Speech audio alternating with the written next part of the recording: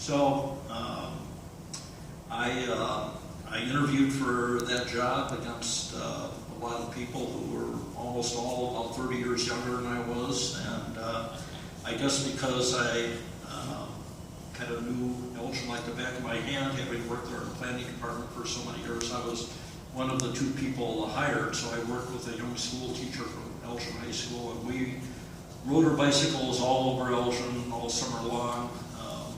Made about 60 presentations to different groups teaching bicycle safety, mostly kids' summer camps, but also the Elgin Golden Kiwanis, who I think you have to be about 7 years old to be a member.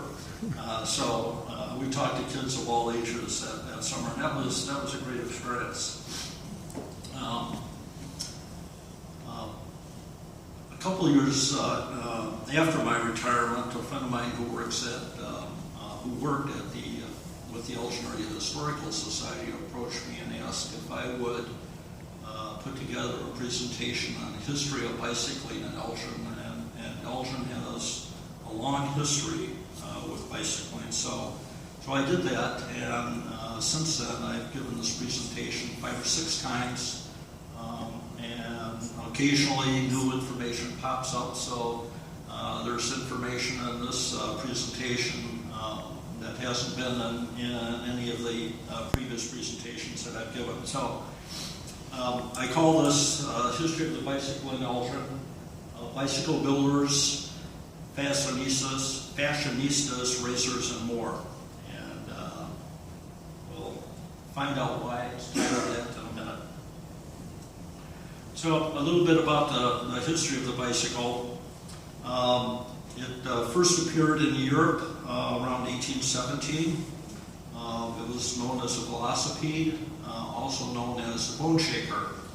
And it was called the bone shaker because it was actually looked very much like what we call a safety bicycle, what most of us ride now, except that the pedal was directly affixed to the axle of the front wheel, and those wheels, by the way, were usually wood or steel.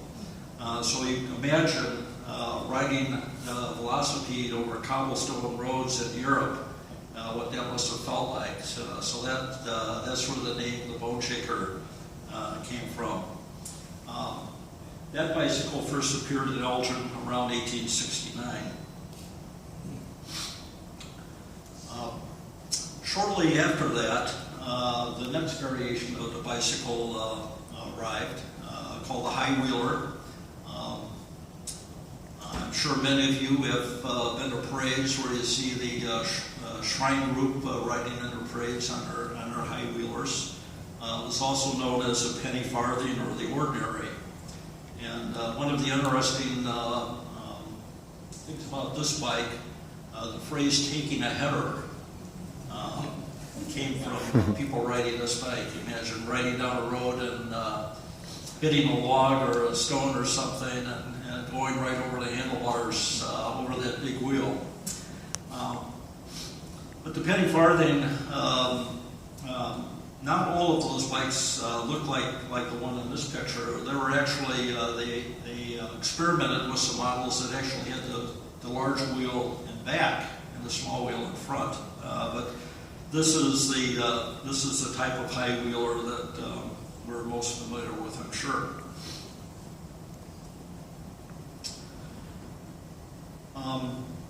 Around the mid-1870s, the safety bicycle arrived, and this is a bicycle that right up to today, most of our bikes are designed and built very similar to the original safety bicycle.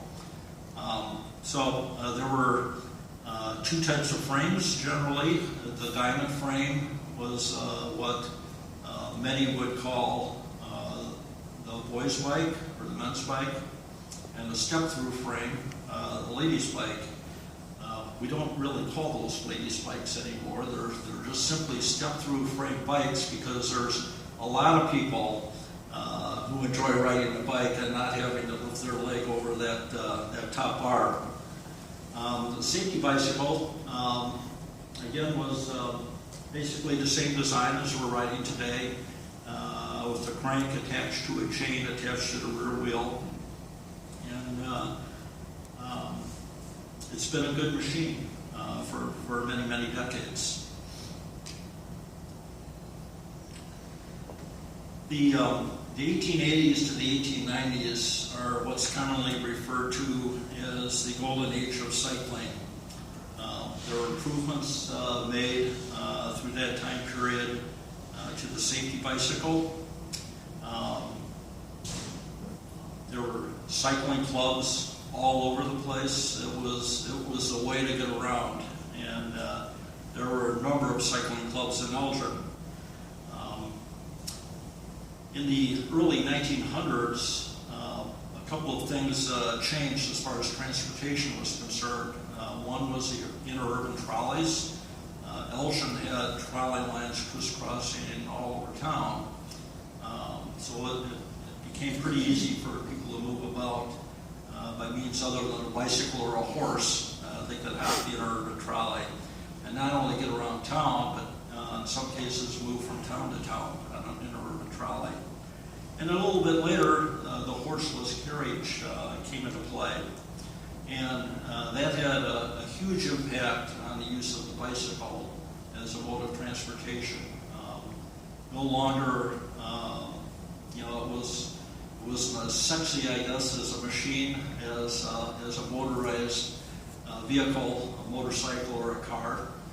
And so from that point on, the bicycle really became a children's toy, and it wasn't really until the early 1960s when the 10-speed first became popular that really adults started riding the bicycle again.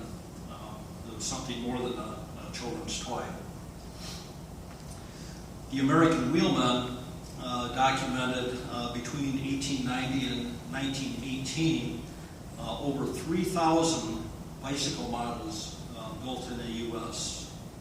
And that same organization came to Elgin to Judson College, now Judson University, in 2003 for a national conference. So there were a lot of penny farthings on the campus of Judson College during that conference. The golden age of bicycling was a pretty significant era in Elgin as far as manufacturing is concerned. This is a picture of workers in the Elgin sewing machine and a bicycle company. But there were several bicycle companies in Elgin during that time period. So from about the mid 1880s up through the very early 1900s. So there were 4 bicycle builders, manufacturers in Elgin: the Elgin Cycle Company, the Elgin Sewing Machine and Bicycle Company, C.H. Woodruff Company. If you're familiar with Elgin, you may recall a foundry that used to stand along the Fox River at Kimball Street, the C.H. Woodruff and Edwards. They were a manufacturer in Elgin for many years. And a fourth called Seaworth and Leach Manufacturing Company. At the Elgin Area Historical Society, they're fortunate to have catalog books for 3 of these 4 bicycle manufacturers in Elgin: the Elgin Cycle Company, Sewing Machine and Bicycle Company, and the C.H. Woodruff Company. But all we know about Seaworth Leach is that bill of sale for a bicycle with their name on it. So we're still trying to track down where they were located in Elgin. So the Elgin Cycle Company, all of these companies had anywhere from 10 to 15 models of bicycles that they manufactured during those years. So these are 2: a diamond frame bike called the Elgin King, and a step-through bike called the Elgin Queen. Back in 1885, they were priced at $40 brand new. I'm thinking that's probably a pretty significant amount of money to spend on a bicycle in 1880s, 1890s. C.H. Woodruff Company, they also use the name Elgin, so it's the Elgin, both the Elgin. So again, a step-through frame and a diamond frame bike, but these bikes are priced at $100 each.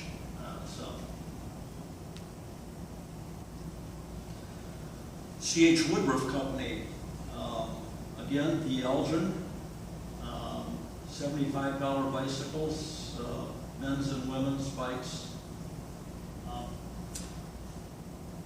all very similar in style. C.H. Woodruff and Company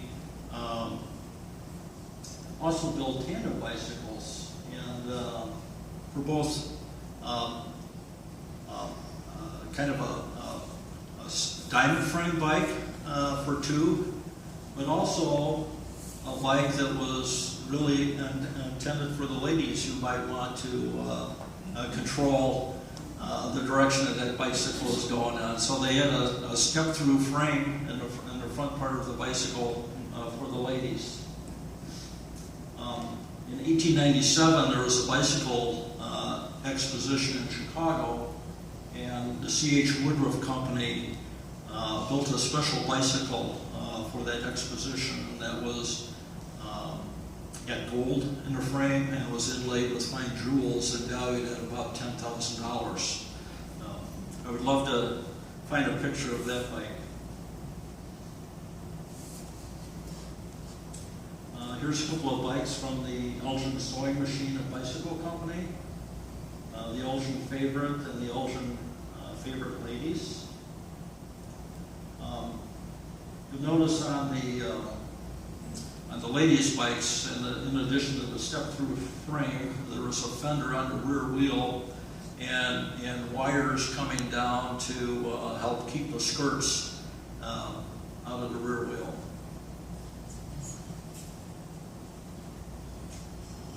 More bicycles from the Elgin Sewing Machine and Bicycle Company, the Gunning and the Gunning Ladies.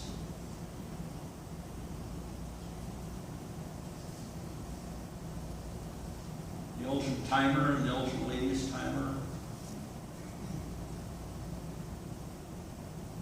The Little Scorcher and the Little Princess, bicycles made for kids.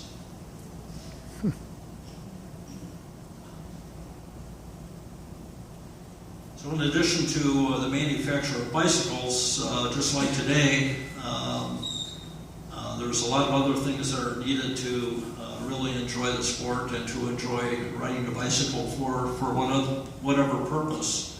And so businesses in town sold tires, repair kits, lubricant, lantern oil for the oil burning headlight that someone might have on their bicycle, bicycle oil, wood rim cement for when those rims start coming apart, paint, polish, and locks. And the pictures on the right side of the screen are from a couple of bicycle retailers. They were both located on East Chicago Street in downtown Elgin, between Grove Avenue and Spring Street. If you can picture that area downtown, just to the east of the Tower Building. And then there's a bicycle lock that was manufactured in Elgin, Elgin Bicycle Lock. I think there were so many bicycle manufacturers in Elgin, in part, I believe, because of the craftsmen that came in and worked with the Elgin National Watch Company. That brought a lot of talent to Elgin. And so not only making watches, but the same kinds of craftsmen manufacturing sewing machines, for example. If you look at the history of bicycle manufacturing around the country, it wasn't that uncommon to find names of bicycle and sewing machine company in many many towns across the country, so there seemed to be a common connection there. Sears Roebuck and Company purchased the Elgin name in the early 1900s and used the Elgin name on their bicycles up until sometime around World War II. And so there were names like the Elgin Bluebird, the Robin, Blackhawk, the Flightliner, Spaceliner. They were all bikes manufactured for Sears and sold by Sears. Many of these bikes were manufactured by the Columbia Bike Company and by the Murray Bicycle Company. So I remember my very first bicycle was a red Murray that I immediately took the fenders off of and stuck a clothespin on probably a valuable baseball card on a rear wheel.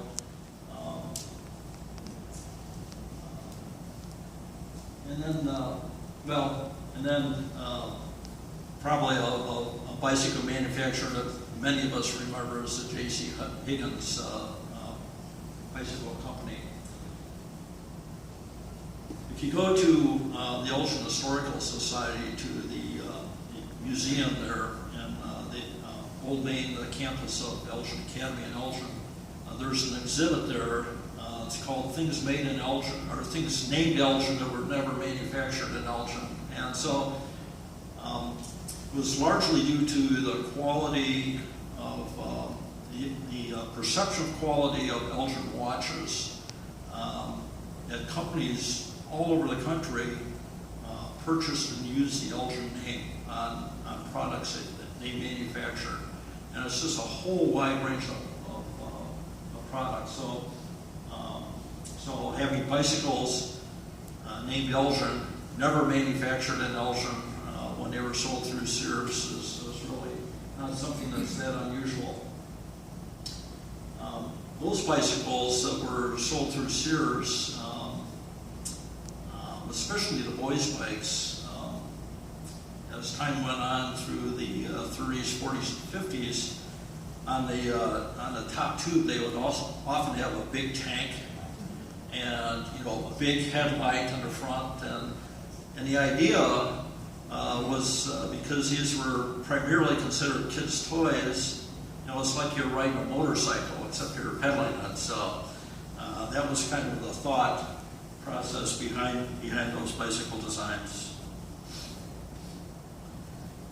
The bicycle has also influenced ladies' fashion. My dad and I, in our travels a few years ago, traveled through Seneca Falls, New York, and of course that's a very important place for the women's suffrage movement. And Amelia Bloomer, she actually didn't invent bloomers. There was another lady, I believe, from the state of Ohio that actually invented bloomers, but Amelia Bloomer really popularized them. The bloomer as a new fashion or clothing piece to make it much more comfortable for women to ride bicycles. And that was a great concern, especially to the men. And so all kinds of rumors started flying as women started to be a little bit more independent and getting about town on their bicycles with this new fashion outfit. Men were concerned that women would no longer be able to bear children because they're riding a bicycle all day long. They were just very fearful of this new freedom that women had to get about town.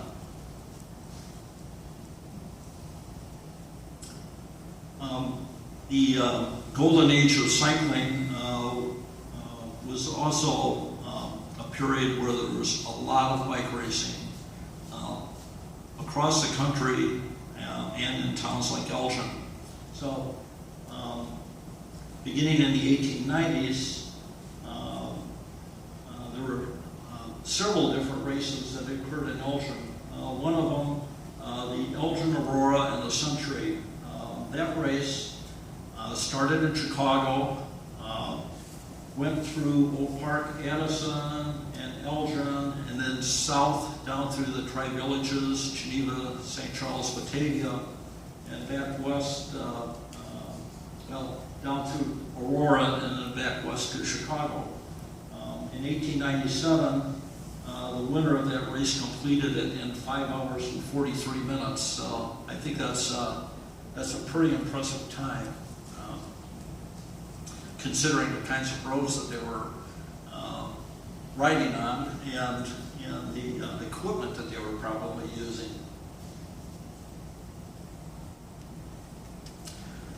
There were also races that went between Elgin and Aurora over a couple of years, 1894, 1895. They started at Watch and St. Charles Street, which is just to the east of where the Elgin National Watch Company stood, and ran the 22 miles south to Aurora. 1894 winner completed that in 68 minutes. The following year, he shaved off some pretty good time and completed that race in 55 minutes. And I wish there's a friend of mine in Elgin who was a collector of all kinds of things. His house, I think he probably has as many memorabilia things at his house as the Elgin Area Historical Society has over at the museum. It's really amazing. But he has a great collection of Elgin bicycle memorabilia. He's got little race pins from many of these races that started or ended in Elgin. He's got a race, a cup from 1934 race that went between Elgin and Evanston. The trophy cup, about a brass cup about this big. It's pretty impressive to see. The Elgin-Chicago races lasted for several decades, starting in 1926 and going through 1964. 32 to 64 mile races, 32 mile races if it was one way, 64 if you're making a round trip. They started at various points in Elgin, some in Works Park and Elgin's east side, some by the Elgin National Watch Company, or right on State Street. If you Google Elgin to Chicago races, there's a gentleman who collects old photographs, and he has a series of photographs that shows that one block stretch between Highland Avenue and Chicago Street in downtown Elgin on State Street. You look at those buildings, they're the same buildings that are still standing there today on the west side of State Street. These races continued on through 1964, and by 1964, suburbia was getting built out enough, and there was enough traffic that it just got possible to continue these races from a safety standpoint. That race cup that I was telling you about was actually from this very race, 1931 race. These races were handicapped. This is a race flyer. The original, the same gentleman has written his name, autographed his name all over this thing about 50 times. I'm assuming he was probably the winner of that race, but and that's actually the race that those photographs are from, that this collector on the internet has. So he has about 60 photographs, and they're still photos, but he shot them fast enough that if you watch them and put them on like a half-second switch over, it almost looks like a motion picture. It's kind of fun to watch.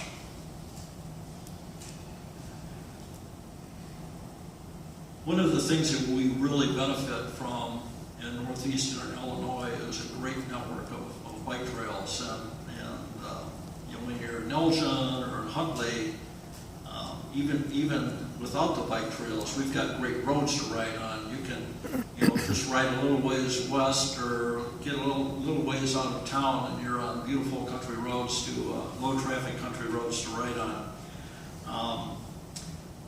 But the bike trail network that really kind of kicked this off in Illinois, and I mean, you talk, people in Illinois say that this is the first successful rails and trails project. You go up to Wisconsin and they'll tell you that it's the Elroy Sparta Trail in Wisconsin. But the Illinois Prairie Path Network was really, the brainstorm of a bunch of ordinary people that said this is something that we can do, and they did it. And it's one of the most popular bike trails in northeastern Illinois. A couple of years ago, a friend of mine who is the executive director of an organization called Trails for Illinois, he contracted with the Illinois Prairie Path, Friends of Illinois Prairie Path, to put camera counters on the path. And they estimate that along some stretches of the path, there's about 120 to 140,000 users annually riding sections of the Illinois Prairie Path system. So the section that I'm most familiar with is what's called the Elgin to Wheaton branch.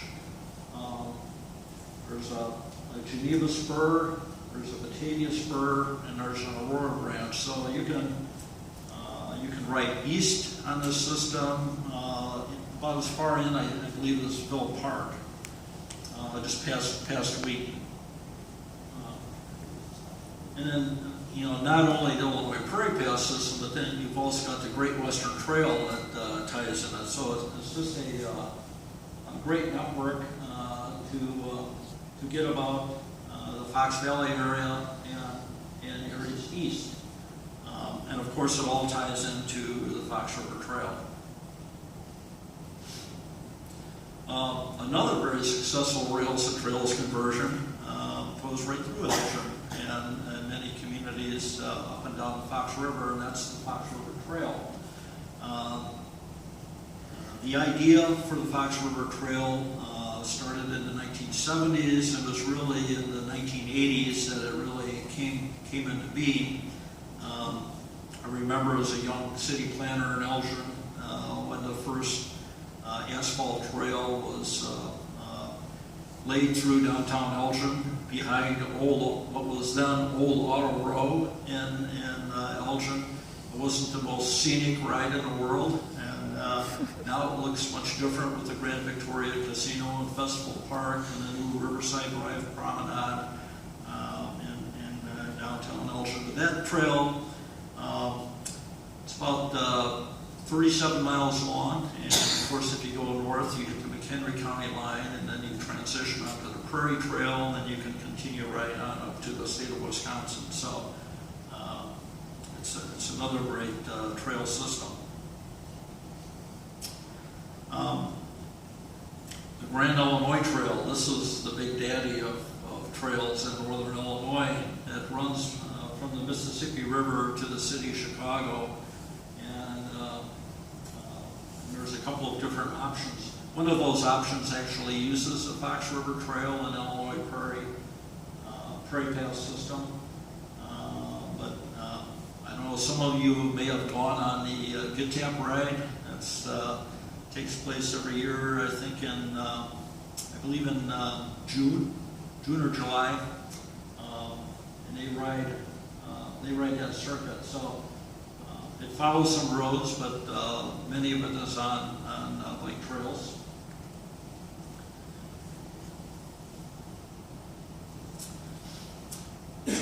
Racing in recent years has come back to Elgin and many other communities in the Chicago metropolitan region.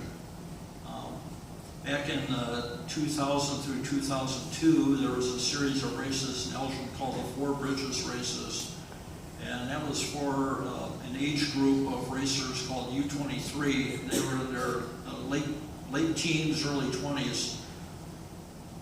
Racers that were really right on the cusp of actually being able to graduate to to the elite teams, that teams that were competing in races like the Tour de France. In fact, there are 2 or 3 racers that raced in Elgin during those years that went on to race on teams in the Tour de France. And what was kind of neat about it is these were international teams. They were from Europe, Central and South America, Mexico, Canada. They came from all over and stayed with host families in Elgin. So it was really a fun experience for residents of Elgin. More recently, from 2005 to 2009, and then from 2012 to 2015, there's been a series of races in Elgin called the Elgin Cycling Classic. And those are criterium-style races, so it's a short loop. They go round and round and round. They may race for 35 minutes, and then there'll be the bell will ring, and that means there's about 3 laps to go, and that's when they really take off with some premium laps along the way. So it's been a fun experience in Elgin. It's criterium racing. The 4 Bridges races were about 15-mile long loops on those races. So there's an effort actually locally to try and get enough interest to bring that type of racing back to Elgin. It was a fairly technical course that the racers really appreciated. There's a typo here. You're not cyclopaths. I think you're psychopaths. But in more recent years, with the growth of cycling, and especially the popularity of cycling with adults, whether it's for transportation to work, exercise, just entertainment or socializing, there's been a number of groups that have started up, and some have been in existence for quite some time. So here you've got your Sun City Cyclopaths. Edgewater subdivision, the Sun City development in Elgin has a bicycle cycling club. Really 2. There's one that goes out and does longer rides, and then there's a group that pretty much just stays within Edgewater subdivision, rides the streets of Edgewater. Probably the oldest in the area is the Fox River Bicycle and Ski Club. They have their big ride every summer around the same time as the Swedish Days Festival in Geneva, the Swedish Days Ride. It's a huge event. They've been doing a great job with for many years now. And then the Schaumburg Bicycle Club. There's a group of us in Elgin that are talking about trying to form the Elgin Bicycle Club. The bicycle shops that are around Elgin have all told us that they have people coming in to their shops all the time from Elgin and the surrounding area asking if there's a bicycle club. So we're going to try and get one organized in Elgin.